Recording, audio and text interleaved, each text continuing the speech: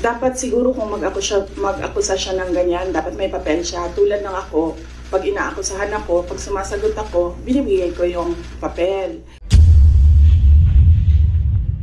I think, I don't want to do this, but since siya na yung nagsabi, i-turn over ko na yung envelope. The envelopes where the money was. Comsec? So it's 9 envelopes. Kuha po yung envelope. So it says hope and the amount is there. Kasi ang sakit naman nun, ordinaryo lang akong trabahante tapos inano ka ng vice president, di ba?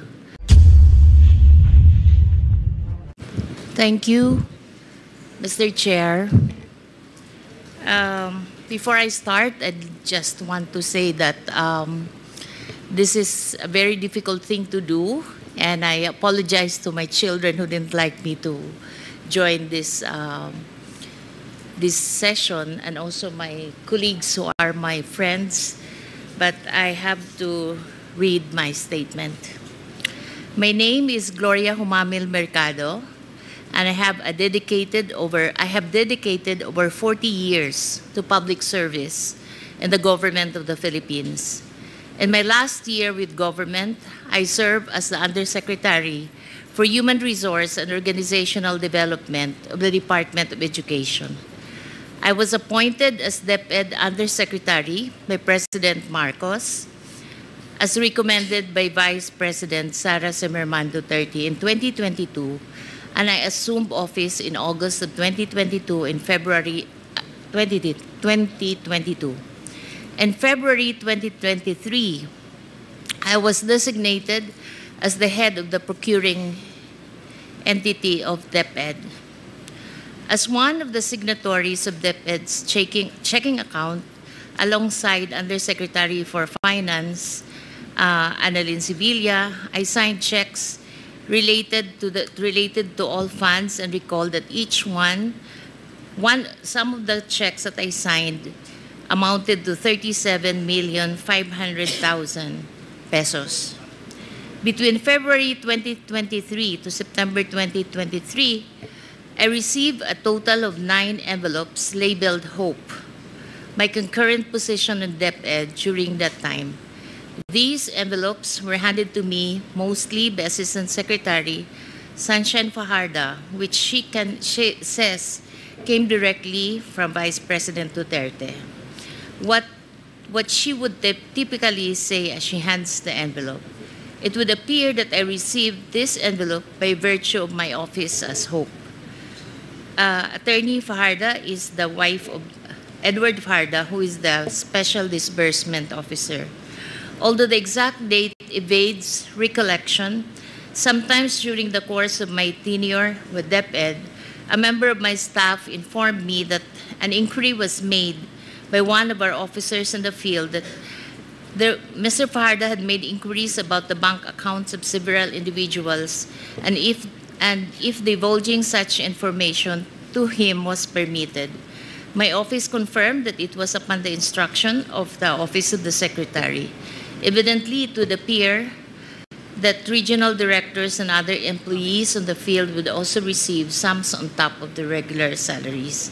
Sometimes in October 2023, as the likelihood of a bidding failure for Deped computerization have become apparent, I was approached by Attorney Monsayak, and he suggested in the presence of other officials who was with me that the bidders should just discuss among themselves. Mag-usap-usap na lang para hindi masayang yung pera ng 2023. I firmly asserted that the procurement must be implemented and conducted in strict adherence with the rules. Sometimes in the 3rd or 4th week of October, I was summoned by Zulaika Lopez, the Chief of Staff of the Vice President and Undersecretary of the OBP. I was informed that I should tender my resignation effective that day. I refused to resign, and I insisted on departing from service through voluntary retirement. The timing of my meeting with Ms. Zuleika struck me as more than coincidental. It gave me the impression that my candid responses was the real reason behind the push to relieve me of my office. It was as if I had become an unwelcome obstacle, despite simply doing my job as Hope and Undersecretary of Human Resources of Deped. Prior to my meeting with Ms. Zuleika, there were other undersecretaries and assistant secretaries who were summoned also, and were also summoned, all of the same purpose of informing them that they should tender their resignation effective on the same day. I signed my affidavit. As we're speaking right now po, merong ongoing House Pro.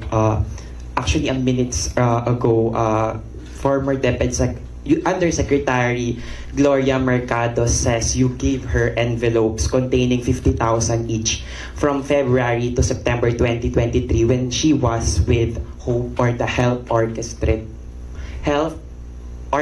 Positive Learning, a Deped project. She believes it could be to influence her decision as Hope. Your response po? Dapat siguro kung mag-akusa siya ng ganyan, dapat may papel siya. Tulad ng ako, pag inaakusahan ako, pag sumasagot ako, binibigay ko yung papel. Gloria Mercado is a disgruntled former employee of the Department of Education. She was let go because of loss of trust and confidence sa Office of the Secretary. Una niyang ginawa, well, hindi ko alam kung anong nauna, pero naka-strike 2 siya sa akin.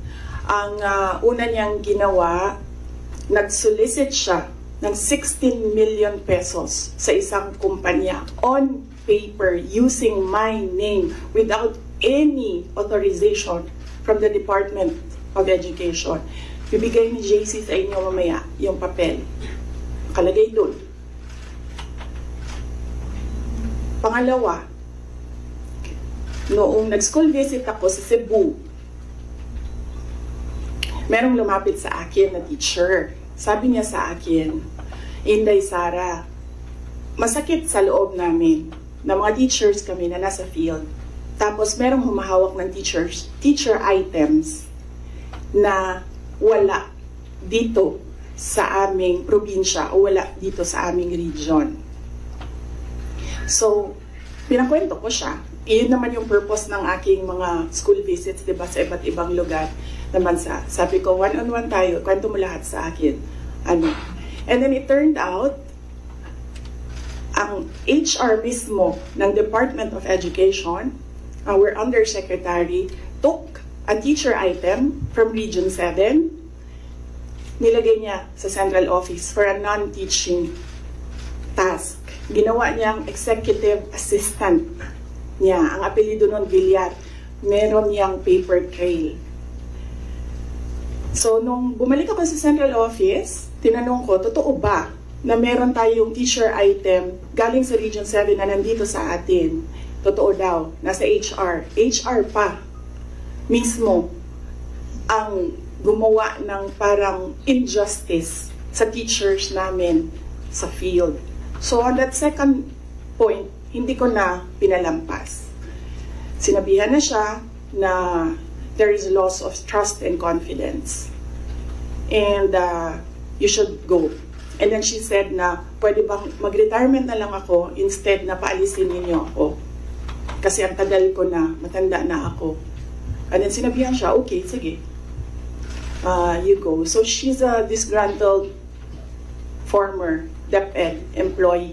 At yan yung dalawa na rason kung bakit siya pinaalis. May papel yung 16 million na solicitation niya. May papel yung teaching position sa Region 7 na kinuha niya. In my experience sa kanya,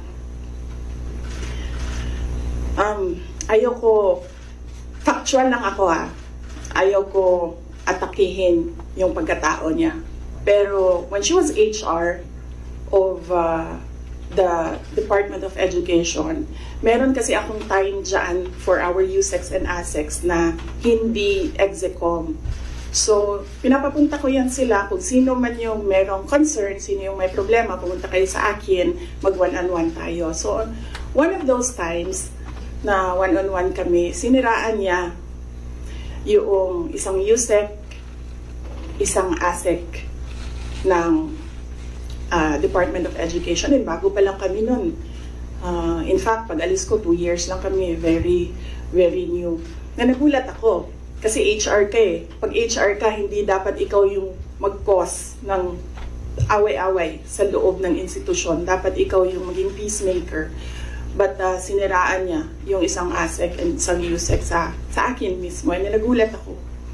Why attack the ASEC or the USEC sa kanilang pagkatao? Hindi naman trabaho. And then, ganun din ang ginawa niya. Nung malis na siya sa Department of Education because of the 2 points, lumipat siya sa Senate.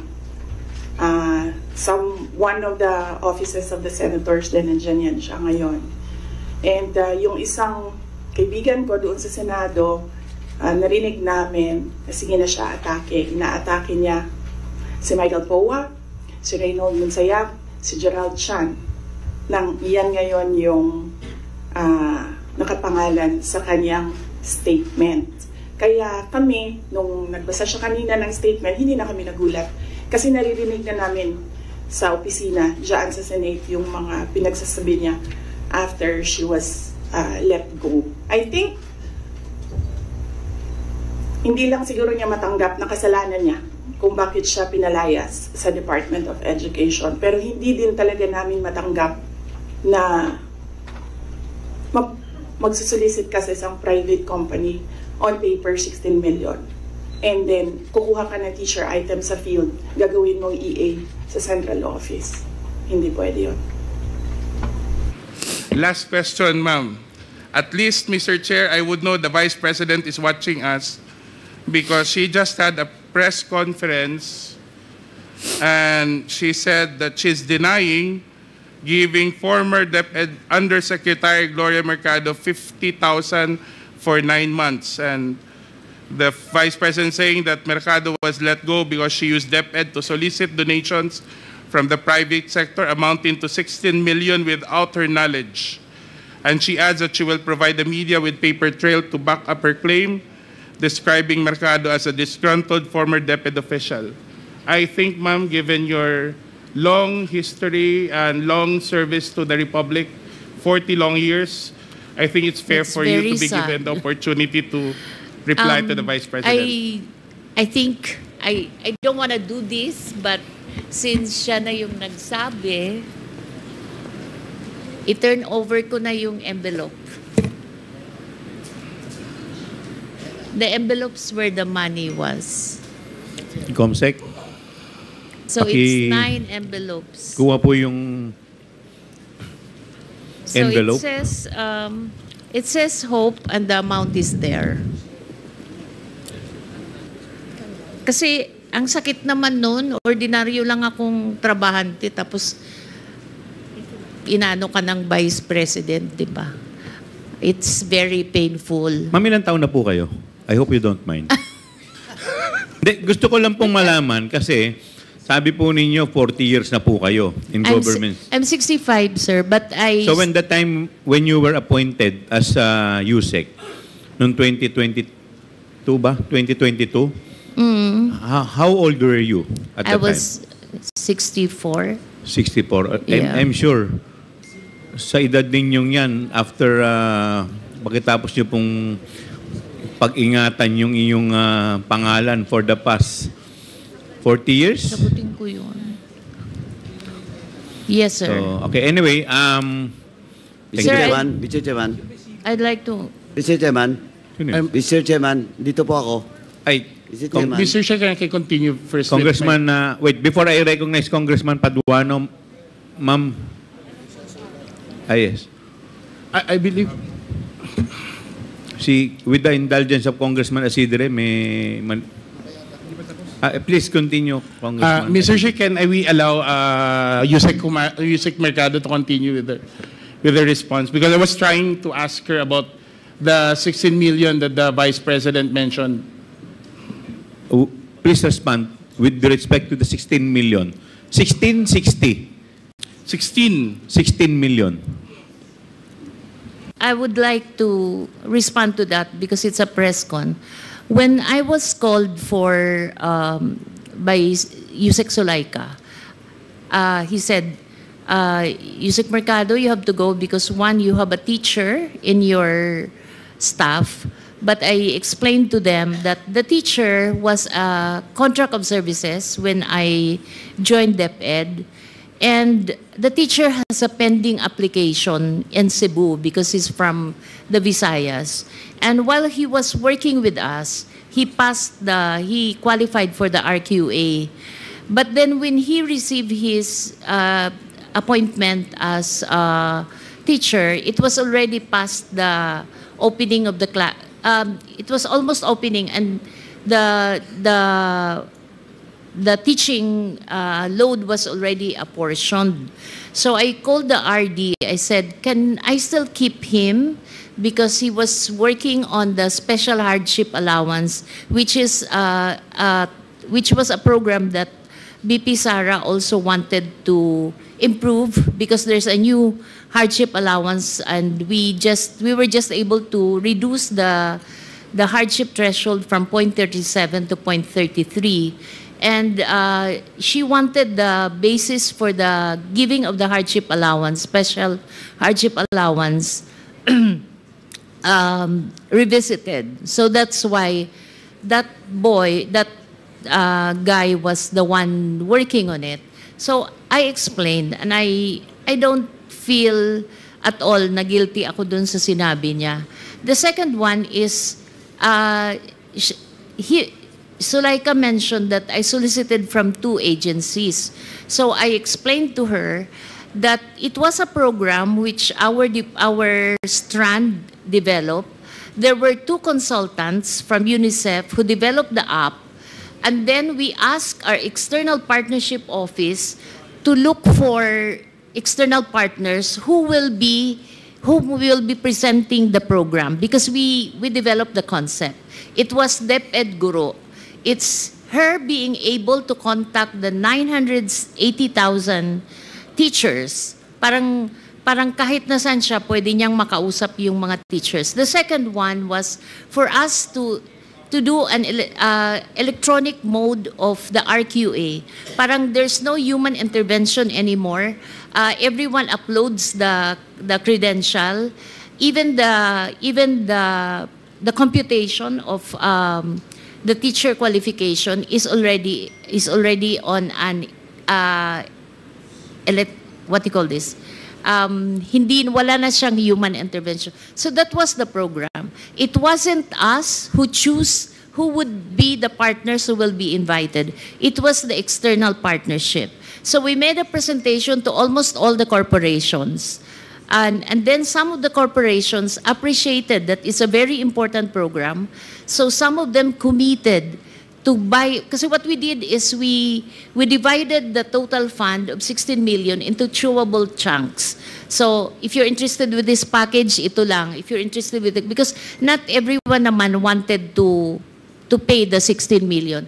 But there were 2 corporations who were willing to fund, because we wanted to put one in Mindanao, one in Visayas, and one in Luzon. So there were 2 who committed to fund the full package, and those were the 2 corporations that Usec Sulaika said I solicited. So I explained properly. I did not solicit. There's no money involved there. These are equipments. Walang cash po doon. Equipment siya na ito-turn over sa Deped. So I feel very sad that up until now, the BP has not been appraised, as I explained it to her people, that we did not solicit. In fact, the two corporations are willing to give an affidavit that I have no solicitation from them of 16 million. So to reiterate, Mr. Chair, Usec, first, this was a sanctioned DepEd project. It's a DepEd project. Second, yes. you did not do the solicitation yourself. It was managed by the External Partnerships Office. Third, no cash donation was ever made. Equipments was given to the department.